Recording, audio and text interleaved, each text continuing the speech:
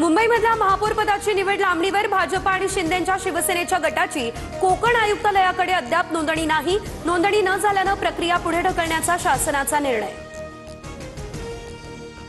मुंबईमध्ये थोडक्यात निसटचा पराभव झालाय, मात्र आपली मतं कमी झालेली नाही। शिवसेनेचे मुंबईमधील गड आजही कायम। महापालिका निवडणुकीच्या पराभवानंतर उद्धव ठाकरेंचं हे वक्तव्य।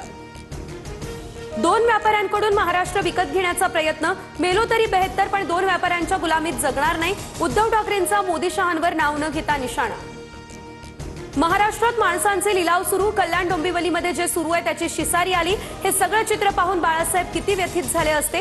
पक्ष फोडाफोडीवरून राज ठाकरेंचं हे भाष्य। राजकारणात कधी थोडी लवचिक भूमिका घेतली तरी स्वार्थ नसेल। कल्याण डोंबिवलीतील शिंदेच्या शिवसेनेला पाठिंबा दिल्यानंतर राज ठाकरे यांचं सूचक ट्विट।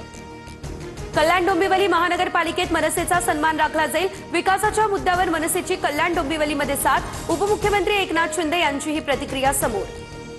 किशोरी पेडणेकरांच्या गटनेते पदावरून ठाकरेंच्या शिवसेनेमध्ये नाराजी। महत्वाची पदं वरळी विधानसभेतच का, नाराज पदाधिकाऱ्यांचा हा सवाल। प्रजासत्ताक दिनानंतर नाशिकचा महापौर ठरेल, सूत्रांची माहिती। स्वतः मुख्यमंत्री फडणवीस नाशिकच्या महापौरांबाबत निर्णय घेणार। महापौर पदासाठी नेत्यांची लॉबिंग सुरू। सोलापुरातल्या बार्शीत जिल्हा परिषद निवडणुकीसाठी दोन्ही शिवसेनेची महाआघाडी। ठाकरेंच्या दिलीप सोपल यांच्या पोस्टरवर उद्धव ठाकरेंसोबत शिंदे आणि अजितदादा शिवाय पवारांचा फोटो।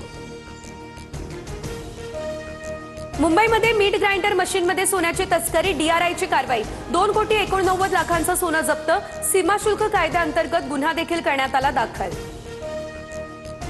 लाडकी बहिणीच्या ई-केवायसी प्रक्रियेतील अडचणी सोडवण्यासाठी 181 हेल्पलाईन नंबर। योजनेशी संबंधित इतरही तक्रारी आणि शंकांचं फोन कॉलवर होणार निवारण।